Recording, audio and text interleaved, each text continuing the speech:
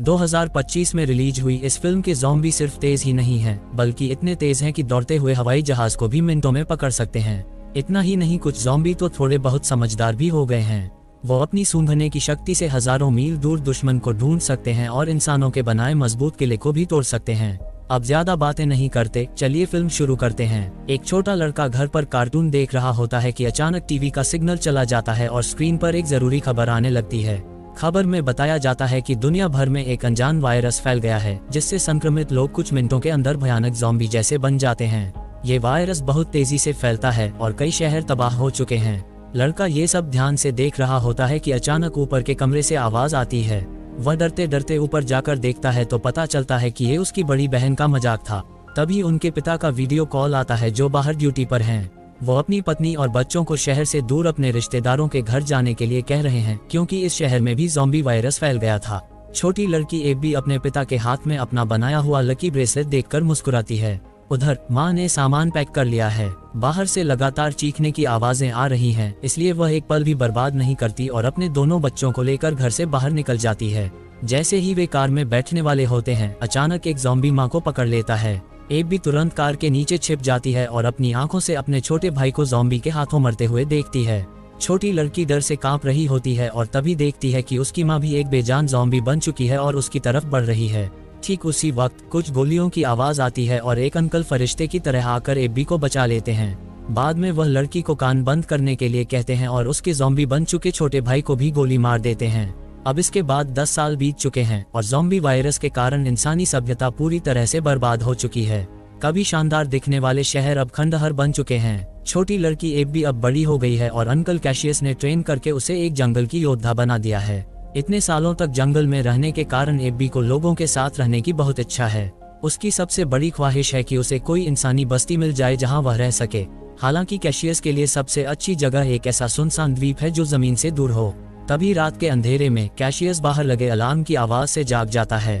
वह सावधानी से अपने तंबू से बाहर निकलकर देखता है तो अंधेरे से एक ज़ॉम्बी उस पर हमला कर देता है, लेकिन कैशियस लगातार गोलियां चलाकर उसे मार देता है। दोनों बहुत उदास हैं क्योंकि ज़ॉम्बी झुंड में रहना पसंद करते हैं और आसपास जरूर और भी ज़ॉम्बीज होंगे। इसलिए सुबह होने से पहले ही वे अपना सामान पैक करके वहां से निकलने की तैयारी करते हैं। तभी रास्ते में उनके घोड़े हिनहिनाने लगते हैं। कैशियस समझ जाता है कि खतरा नजदीक है। दोनों चारों तरफ देखते हैं तो दूर एक जीप ज़ॉम्बी से घिरी हुई दिखाई देती है। कैशियस पहले तो ध्यान नहीं देना चाहता, लेकिन एबी बिना कुछ कहे गोली चला देती है, इसलिए मजबूरी में उन्हें बाकी ज़ॉम्बी को भी मारना पड़ता है। फिर दोनों जब जीप के पास जाते हैं और वहां से जरूरी सामान लेने लगते हैं। कैशियस मरे हुए आदमी के जूते ले लेता है और जैसे ही वो उन्हें पहनता है, उसे कार के अंदर से वॉकी टॉकी की आवाज सुनाई देती है। पता चलता है कि मरे हुए लोगों के और भी साथी हैं। कैशियस तुरंत वहां से निकलना चाहता है, लेकिन अगले ही पल कुछ एसयूवी गाड़ियां तेजी से आती हैं और बहुत सारे हथियारबंद लोग उन्हें घेर लेते हैं। कुछ लोग कैशियस के उतारे हुए जूते ढूंढ निकालते हैं, जिससे उन्हें लगता है कि इन्होंने ही इनके साथियों को मारा है। जब दोनों तरफ तनाव बढ़ रहा होता है, तभी एक गर्भवती महिला कार से उतरती है और अपने साथियों से एबी और कैशियस को छोड़ने के लिए कहती है। तभी काला घोड़ा फिर से चेतावनी देता है और अगले ही पल दूर जंगल से दहाड़ने की आवाज आती है। बहुत सारे ज़ॉम्बी बाढ़ की तरह चारों तरफ से घाटी की दीवारों की तरफ बढ़ने लगते हैं। लोगों के पास भागने का वक्त नहीं होता, इसलिए वे हथियार निकालकर वहीं मुकाबला करते हैं। एक महिला ज़ॉम्बी में सोचने की शक्ति थी और वो अपने साथियों को लड़ते हुए देख रही थी। बचे हुए लोगों के पास छिपने की कोई जगह नहीं होती और जल्द ही उनकी संख्या कम होने लगती है। एक मजबूत आदमी बदकिस्मती से ज़ॉम्बी के काटने का शिकार हो जाता है। वह खुद को गोली मारना चाहता है, लेकिन गोलियां खत्म हो जाती है। तभी एबी गर्भवती महिला को पकड़कर जीप में बैठाती है। कैशियस लड़ते हुए पीछे हटता है और उस समझदार महिला ज़ॉम्बी को मार देता है। फिर वह तेजी से गाड़ी चलाकर ज़ॉम्बी के झुंड से बाहर निकल जाता है। एक काले चेहरे वाला ज़ॉम्बी उस मरी हुई महिला ज़ॉम्बी को देखकर ऐसे दहाड़ता है कि जैसे उसकी पत्नी मर गई हो। उधर कैशियस गर्भवती महिला और उसके पति को ज़ॉम्बी से बचाकर ले जाता है। पूछने पर पता चलता है कि ये बचे हुए लोग शिपटाउन नाम की एक सुरक्षित जगह पर जाना चाहते थे। ये सुनकर एबी बहुत खुश होती है, क्योंकि यही तो वह जगह है जहां वह हमेशा से जाना चाहती थी। दिशा तय करने के बाद कैशियस गाड़ी चलाने वाला होता है कि गाड़ी बीच रास्ते में खराब हो जाती है। गर्भवती महिला का पति नीचे उतरकर अपना परिचय देता है। उसका नाम डेविड है और वह एक मैकेनिक है, लेकिन पार्ट्स की कमी के कारण वह इस गाड़ी को ठीक नहीं कर पाएगा। मजबूरी में कैशियस और बाकी लोग पैदल ही आगे बढ़ने का फैसला करते हैं।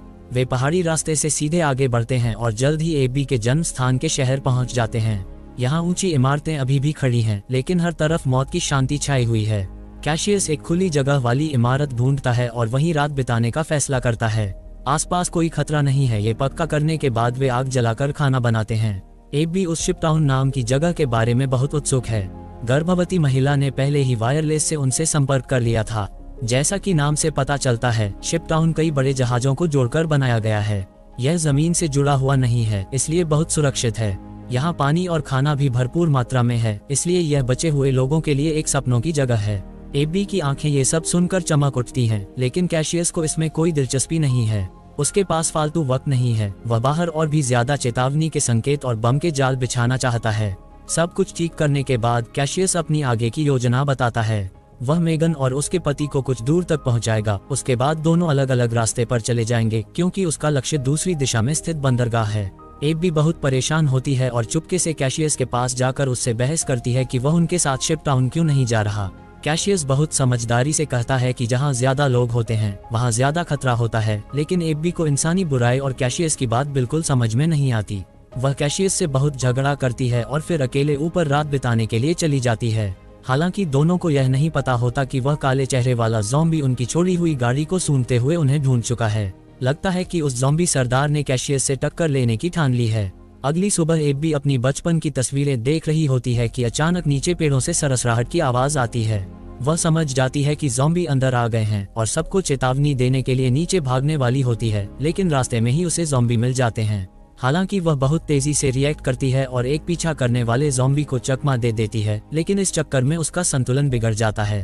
तभी कैशियस फिर से प्रकट होता है और एक बार फिर उसे खतरे से बचा लेता है।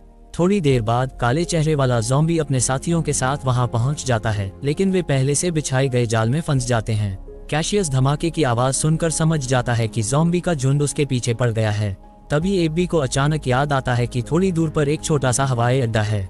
बचपन में उसके पिता उसे अक्सर वहां घुमाने ले जाते थे। शायद वहां कुछ हवाई जहाज बचे हों। इससे सबके कई दिनों का रास्ता बच जाएगा। हालांकि कैशियस को ज्यादा उम्मीद नहीं होती, लेकिन एबी के बार बार कहने पर वह वहां जाने के लिए मान जाता है। थोड़ी ही दूर चलने पर एबी जिस छोटे हवाई अड्डे की बात कर रही थी वह उन्हें दिखाई देता है, लेकिन सबको बहुत निराशा होती है क्योंकि वहां सब कुछ खाली पड़ा होता है। एक भी हवाई जहाज नहीं दिखता। हालांकि एबी हार नहीं मानती। उसे याद है कि उसके पिता ने एक निजी हैंगर खरीदा था जो अब एक छोटे टीले जैसा दिखता है और बहुत छिपा हुआ है। पुराने तरीके से दरवाजा खोलने के बाद उसके पिता का छोटा हवाई जहाज वाकई में वहीं खड़ा होता है। एबी खुशी से मुस्कुराती है। आखिरकार उसने कैशियस के सामने अपनी बात सही साबित कर दी। हालांकि यह हवाई जहाज बहुत दिनों से इस्तेमाल नहीं हुआ था, इसलिए मैकेनिक डेविड कहता है कि इसे ठीक करने की जरूरत है और कैशियस और एबी दूर एक ऊंची इमारत में पहरा देते हैं। अभी वे ठीक से बैठे भी नहीं होते कि उन्हें बहुत सारे ज़ॉम्बी उनकी तरफ आते हुए दिखाई देते हैं। कैशियस तुरंत भागकर मेगन और उसके पति को बताता है कि उन्हें 3 मिनट के अंदर उड़ान भरनी होगी, भले ही डेविड ने मरम्मत पूरी न की हो। ज़ॉम्बी को नजदीक आता देखकर एबी सारे विचारों को छोड़कर अपनी धुंधली यादों के सहारे हवाई जहाज को स्टार्ट करने में कामयाब हो जाती है। हालांकि तब तक बहुत सारे ज़ॉम्बी रनवे पर पहुंच चुके होते हैं। उनकी रफ्तार किसी तेज धावक की तरह होती है और वे लगभग हवाई जहाज को पकड़ने ही वाले होते हैं। तभी कैशियस एक चढ़ते हुए ज़ॉम्बी को गोली मार देता है और एबी भी आखिरकार कंट्रोल समझ लेती है और हवाई जहाज को आराम से हवा में उड़ा देती है। काले चेहरे वाला ज़ॉम्बी राजा आसमान की तरफ देखता है और उसकी आंखों में कई तरह के भाव होते हैं। हवाई जहाज में बैठे सभी लोग बहुत खुश हैं क्योंकि वे जल्द ही सीधे शिपटाउन पहुंच जाएंगे। लेकिन अगले ही पल हवाई जहाज के पिछले हिस्से से धुआं निकलने लगता है और फिर वह सीधा जमीन पर गिरने लगता है। शुक्र है कि वे काफी भाग्यशाली हैं। हवाई जहाज ज्यादा ऊंचाई पर नहीं था और कई बार टकराने के कारण उसकी गति धीमी हो गई थी। चारों लोगों को सिर्फ हल्की चोटें आती हैं, लेकिन हवाई जहाज अब इस्तेमाल करने लायक नहीं बचा था। उन्हें पैदल ही आगे बढ़ना होगा। चलते चलते वे एक सुनसान रेलवे स्टेशन पर पहुंचते हैं। आसपास कोई ज़ॉम्बी नहीं है। ये पक्का करने के बाद कैशियस वहीं रात बिताने का फैसला करता है। बंदरगाह और शिपटाउन पहाड़ के दूसरी तरफ हैं। वे चारों कुछ दूर तक साथ चल सकते हैं। अपनी गर्भवती पत्नी को देखने के बाद डेविड अकेले एक डिब्बे में चला जाता है। वह अपनी पैंट की टांग ऊपर करता है और एक भयानक निशान दिखाता है।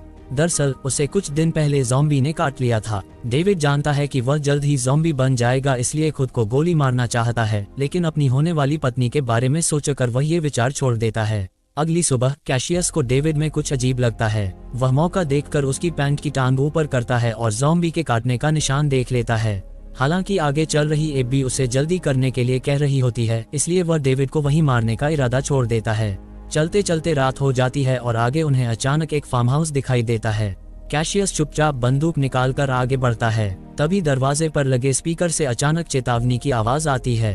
अंदर किसी के होने की पुष्टि होने पर एबी शांति से आगे बढ़कर कहती है कि उसकी कोई बुरी मंशा नहीं है। उन्हें पता चलता है कि उनके साथ एक गर्भवती महिला है तो घर के मालिक का शक दूर हो जाता है।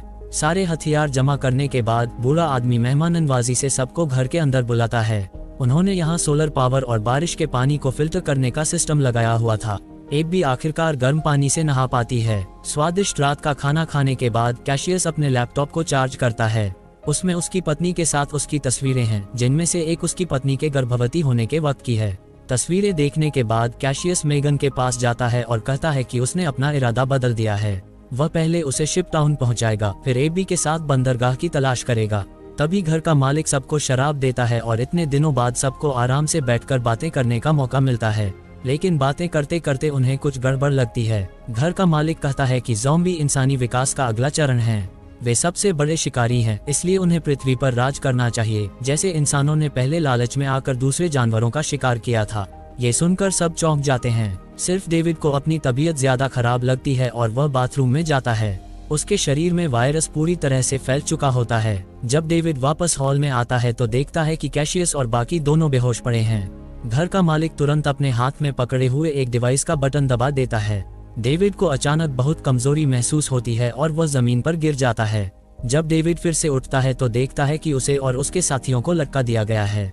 दरअसल घर के मालिक ने शराब में बेहोशी की दवा मिला दी थी और वो आदमी असल में एक साइंटिस्ट था। कई सालों के रिसर्च के बाद उसने एक खास डिवाइस बनाया है जो कम फ्रीक्वेंसी वाले सिग्नल से ज़ॉम्बी के व्यवहार को कंट्रोल कर सकता है।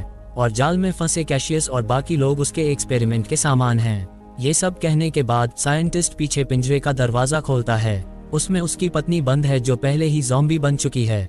वह स्विच घुमाकर देखता है तो ज़ॉम्बी सच में कैशियस पर हमला कर देती है।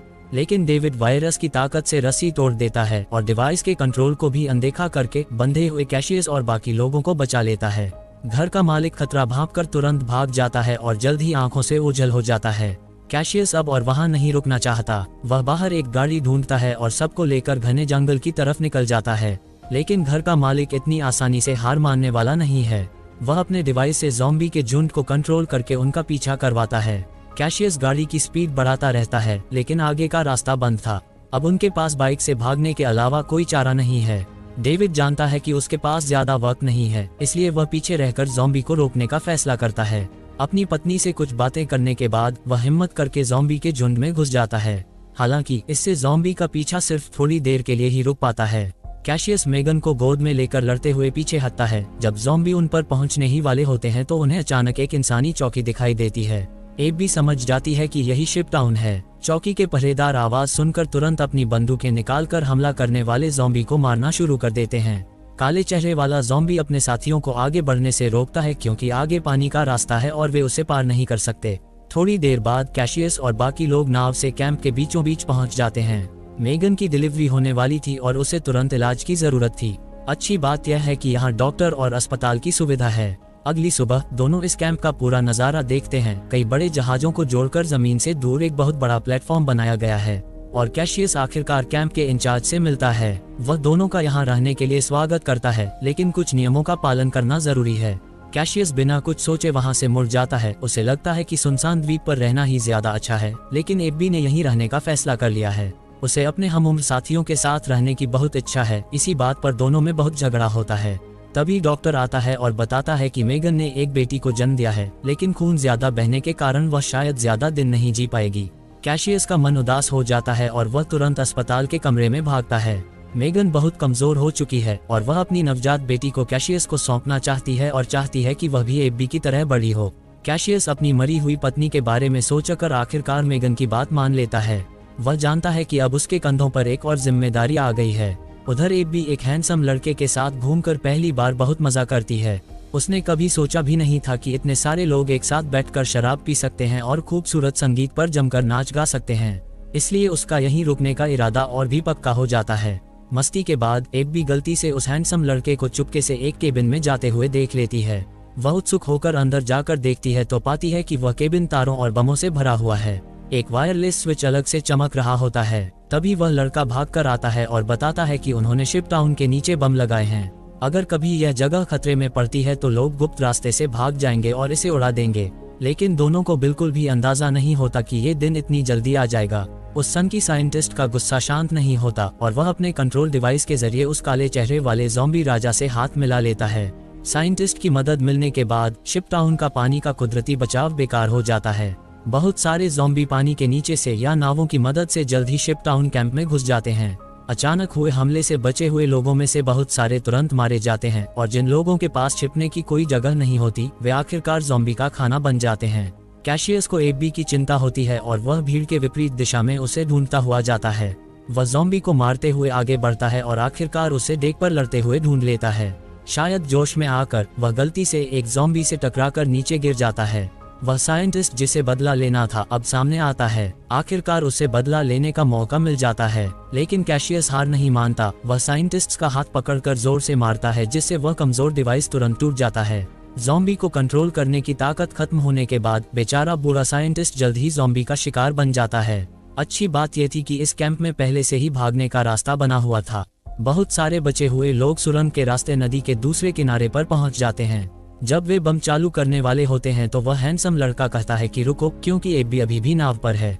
कैशियस भागते वक्त एक चप्पू से ज़ॉम्बी राजा को मार देता है। एबी गलती से उस ज़ॉम्बी के हाथ में एक ब्रेसलेट देखती है। क्या ये वही नहीं है जो उसने अपने हाथों से अपने पिता के लिए बनाया था?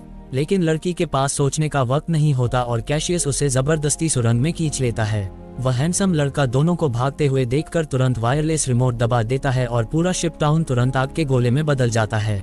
हालांकि सबकी लड़ाई अभी खत्म नहीं हुई है। कैंप का सरदार अपनी गर्दन पकड़कर आता है क्योंकि लड़ाई में उसे ज़ॉम्बी ने काट लिया था। वायरस के फैलने से पहले ही काले चेहरे वाले ज़ॉम्बी ने उस पर हमला कर दिया। हैरानी की बात है कि ज़ॉम्बी राजा भी धमाके में बच गया था। कैशियस तुरंत आगे बढ़कर उससे भिड़ जाता है। एबी जमीन से बंदूक उठाती है और पहचान जाती है कि सामने खड़ा ज़ॉम्बी राजा उसका पिता है, लेकिन वो उसे पालने पोसने वाले कैशियस को मार रहा था। इसलिए एबी आखिरकार फैसला करती है और काले चेहरे वाले ज़ॉम्बी राजा को गोली मार देती है। आखिरकार वह अब उसका पिता नहीं रहा। कैशियस बचे हुए लोगों को लेकर दूर समुद्र में एक सुनसान द्वीप की तरफ देखता है और वे वहीं एक नई इंसानी बस्ती बसाने का फैसला करते हैं। इसमें कोई शक नहीं कि पिछली बार कैशियस ने जिस महिला ज़ॉम्बी को मारा था वह एबी की मां थी। बस यही कहा जा सकता है कि फिल्म की सारी कहानी इत्तेफाक से भरी पड़ी थी। अगर कहानी पसंद आई तो वीडियो को लाइक और कमेंट जरूर कर देना।